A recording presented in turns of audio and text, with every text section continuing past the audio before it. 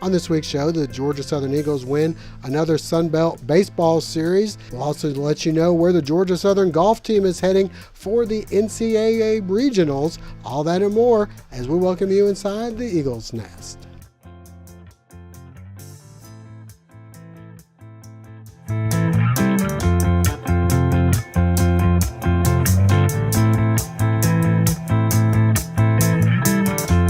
Lafayette, we knew it was going to be tough for the Eagles. Lafayette had just been swept, and you know when a team's got their back against the wall, they're going to come out fighting.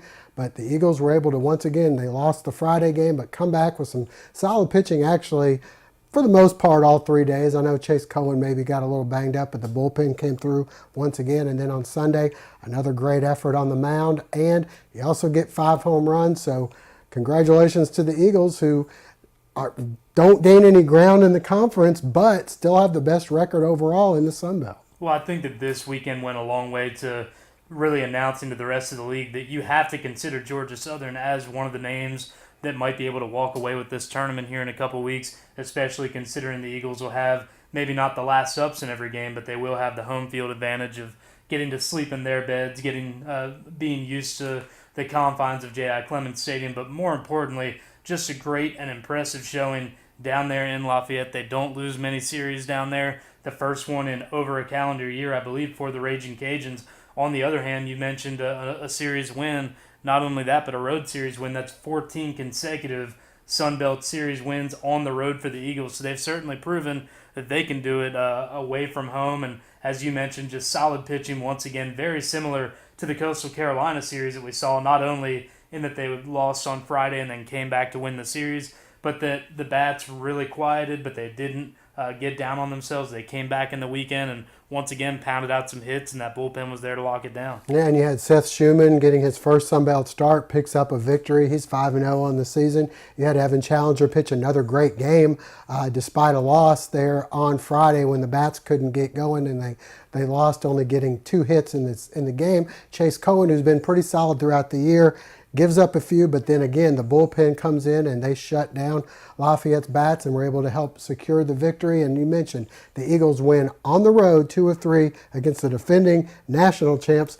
and 2 of 3 on the road at the defending Sun Belt champions. So that's some pretty good baseball right now. And let's get out and take a look at some of the highlights from their 3-game series at Lafayette.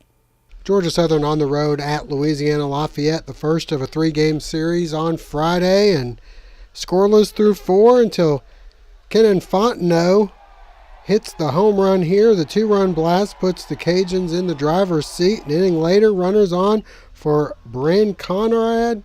He sends a charge in the gap, just gets past the diving outfielder. It was still tough sledding for ULL bats, only 5 hits on the night, but it was more than enough for Gunnar Legger. A 2-hit shutout, and the Eagles fall by a final of 3-0.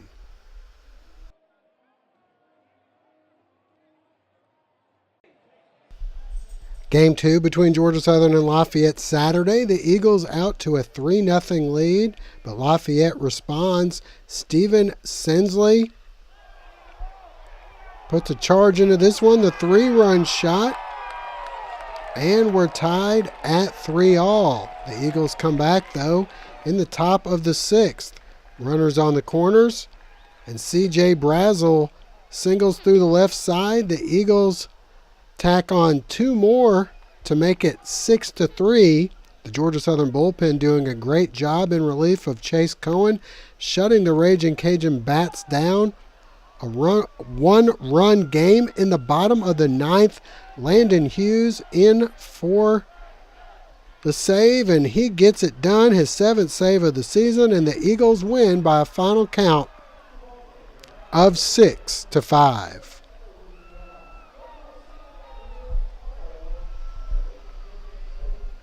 So we move to Sunday, and Ishmael Edwards, the team's second leading hitter, with a broken thumb. And the news would only get worse for Lafayette, down 3-0. Brad Anchek with the home run, cutting the lead to 3-1. Following that, 2 Georgia Southern home runs. Following those 2 long balls, 3-2-1. Hogan Harris would settle down from there for Lafayette, striking out 8 batters in his final 5 innings pitched and did not allow a hit. But the Eagles starter, Seth Schumann, had it going on as well. The 2-sport star, allowing just 2 hits after a home run in his first Sun Belt start. Things spiraling out of control for the Cajuns in the 8th after Wyatt Marks gives up a pair of solo home runs. Jordan Wren with a short liner. Zach LaFleur dives to make the play. 1 run scores. Wren will go all the way around for an inside the park home run. Worn out at the end, as was Louisiana Lafayette, as Georgia Southern goes on to take yet another Sun Belt series, winning this one by a final count of 9-1.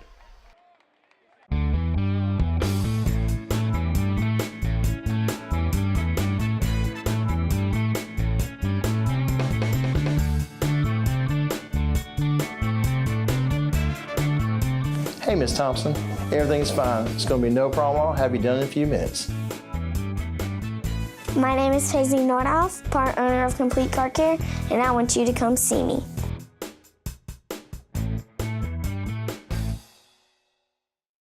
So a road game at Kennesaw this week, and then next week a big road game at Georgia Tech. If they could find a way to win that, I know it's just a midweek game, but you'd think that that might perk all the NCAA people's ears up who might not have already been perked up with the Eagles having won as many games in the conference as they have this weekend. They wrap up their home series against Arkansas State at home. All right, well, shifting gears to a team that we know has made it to the postseason, and that's the Georgia Southern golf team. No big surprise. We kind of figured this was coming a couple weeks ago, and now not only do we know where that they're in, but where they're going. They're going to Austin, Texas. We know it can be a little windy down there, but I think, you know, the Eagles, you want to be peaking in the right time. It seems like they are. Yeah, we talked last week about how the Eagles had to feel pretty good about their shot at an at-large bid because of how well they played down the stretch against tough fields. And sure enough, the Eagles not only make it as an at-large team, but one of 3 Sun Belt teams to go. They're also the lowest seeded or highest seeded, however you want to put it. The 10 seed in their region, Georgia State and Troy both picking up 11 seeds, but Georgia Southern definitely has its work cut out for it. A tough course, you mentioned. Weather can be a factor in those Midwest states this time of year. And then also a factor will be the teams that are in there with them. Some national powers. They don't have to win it, but they do have to get into the top 5, a tall order in any regional. All right, well, we had a chance to talk with head coach Carter Collins and some of the golfers about their advancing to the NCAA Regionals and how they feel about it. Anytime you get the opportunity to play in the postseason, it's a great deal for our program. It's a very hard thing to do to qualify for regionals. But you know, our eyes now focus on making it to the next step, which is the national championship. And to do that, we have to go through Austin, which is going to be a very tough regional. But we feel like every regional is tough. College golf is so deep these days. So for us to get through, no matter where we would have gone, we would have to play very well. So that's our focus now, just doing our job when we get to Texas next week. We're excited. I think this is something that we're ready to do. Something that we've been looking forward to since the beginning of the spring. Something that we tried to work towards, and it's nice to get it done. Obviously, I'm very happy that we made NCAA Regionals. I think that it's going to be a good challenge. The field's really good. I'm just very excited that we get to compete against some of the best in the country.